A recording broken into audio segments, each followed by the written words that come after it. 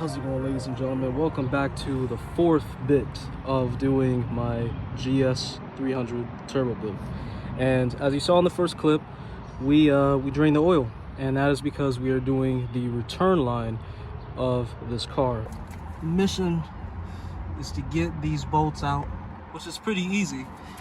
As soon as you come back here, yeah, I'm not reaching that normally, so at least release the bolts for the motor mounts and lift up the motor a bit with the jack stand, because without that, I'm not getting those out whatsoever.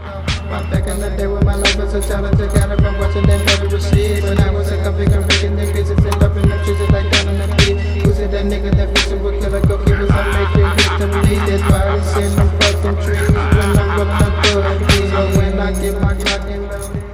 You gotta finesse, because we cannot get to those rear. I actually counted like 6 bolts. So we gotta take this thing off, and we gotta take off the other one. What's the video now without the extender, am I right?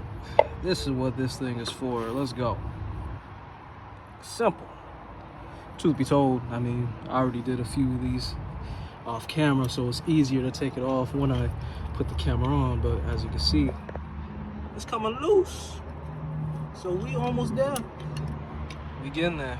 You gotta remove the oil filter on these cars, which is crazy, but that's what you gotta do.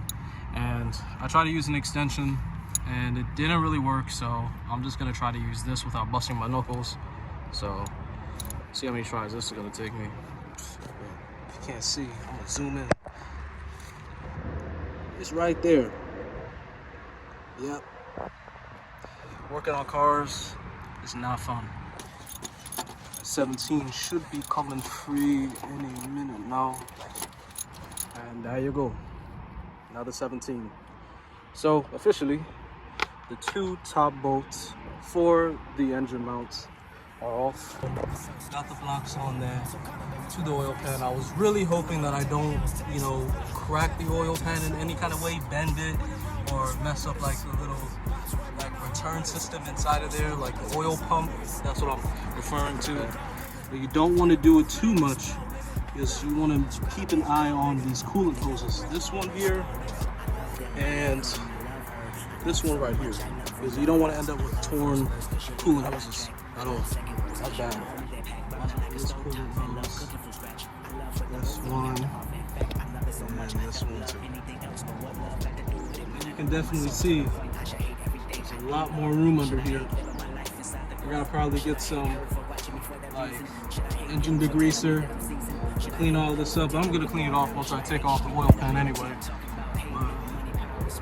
I got a 10mm socket to really get in those hard to reach areas back there. Hopefully we can get this thing out today. We are just doing the second one, which is right there. And I got this ratchet with this extension with a flex head 10mm socket. Should be good enough, because if I'm being honest, I don't want to remove all of this just to get to these bolts, because I know it's possible. Even though this is my first time doing this, I know it's possible to take all these remaining bolts of the rear of the oil pan off without getting all this. It might be a pain, listen, it might be a pain, but it's better than just taking all that off. But if you want to make your life easier, take it off. All right, she's gently coming off. Just gonna gently pry it off as much as I can. At first, it was a pain to really get into it. Well, that just happened. They're gonna be mad, bro. I don't know what to say, but we got the oil pan off, yo. It's a bittersweet moment, but yo, this area ain't gonna look the same again. Like these stains right here, this wasn't even me. This wasn't even me, that wasn't me.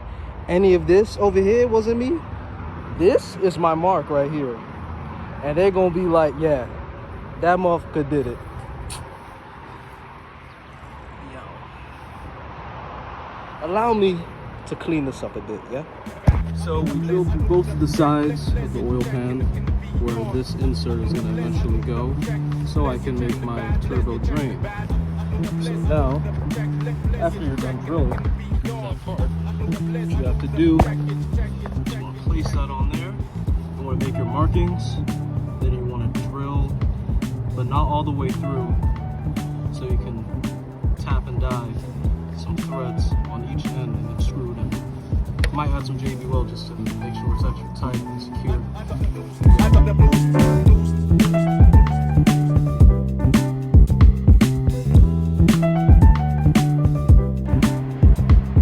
And there it is, somewhat my finished product. I will tell you this, that was so aggravating to get on because I had to get the proper angle because I didn't drill it correctly. Unfortunately, I drilled through the right side, so I just put some RTV around the gasket and especially from the inside of the oil pan. So hopefully we get no leaks, because if I get any leaks, then that's not going to be fun, and I will have to basically take apart the oil pan again, and that's not going to be fun at all. So we're just going to hope that this has no leaks, but this was all the trouble that we went through, taking off the oil pan, the inner part of the oil pan too, just to get this little fitting on. And I think we're getting somewhere. It's very exciting, and all I have to do now is just put on the rest of the oil pan, which is not here with me. It's inside.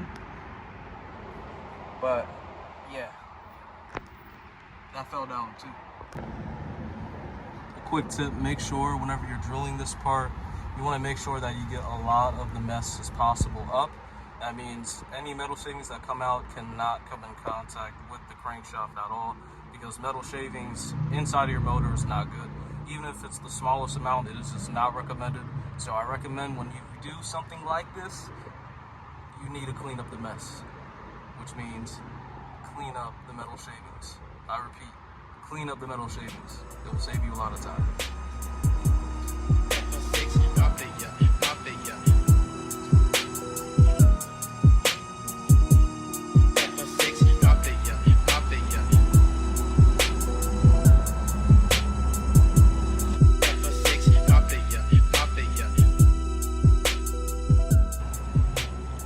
If you can see it, but right now I'm using a 24mm socket to get this oil pressure sensor out. God, this camera's so bad.